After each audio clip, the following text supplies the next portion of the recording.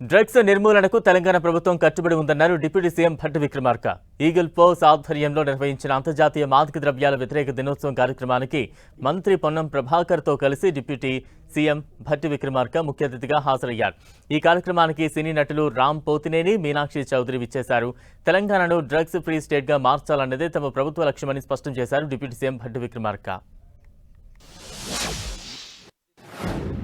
గౌరవ ముఖ్యమంత్రి శ్రీ రేవంత్ రెడ్డి గారు, రాష్ట్ర కేబినెట్ యావత్తు అందరిది ఒకటే ఆలోచన.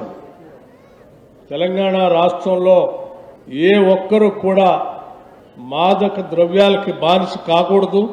మాదక ద్రవ్యాలు ఈ రాష్ట్రంలో అమ్మటానికి వీల్లేదు.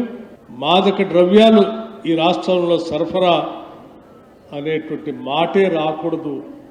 ఈ రాష్ట్రంలో ఆరోగ్యవంతమైన యువతని తయారు చేసే ప్రక్రియలో భాగంగా రాష్ట్ర ప్రభుత్వం అన్ని చర్యలు చేపట్టాలనేటువంటి ఆలోచనతోనే ఈ ప్రభుత్వం వచ్చిన తర్వాత ఈగల్ ఫోర్స్ అని ప్రత్యేకంగా ఈ నార్కోటిక్స్ వ్యతిరేకంగా డిపార్ట్మెంట్ని ఎస్టాబ్లిష్ చేయడమే కాకుండా ఈ డిపార్ట్మెంట్ సంపూర్ణంగా పనిచేయడానికి కావాల్సినటువంటి వ్యవస్థను అంతని కూడా ఆర్థికపరమైనటువంటి అంశాలు కానీ, వారికి కావాల్సిన ఇతరత్ర ట్రాన్స్పోర్ట్ సంబంధించినటువంటి వెహికల్స్ కానీ, లేకపోతే ఆ శాఖలో పనిచేయటానికి లైఫ్ రిస్క్ ఉంటుందని అన్నప్పుడు అంత రిస్క్ కూడా తీసుకొని రాష్ట్ర సమాజాన్ని కాపాడటం కోసం పనిచేస్తున్న ఉద్యోగ వ్యవస్థకి ఇన్సెంటివ్స్ ఇవ్వాలని ఒక ప్రపోజల్ ఇచ్చినప్పుడు తప్పనిసరిగా చేయాల్సిందే అని ఈ రాష్ట్ర ప్రభుత్వం ఆ ఇన్సెంటివ్స్ కూడా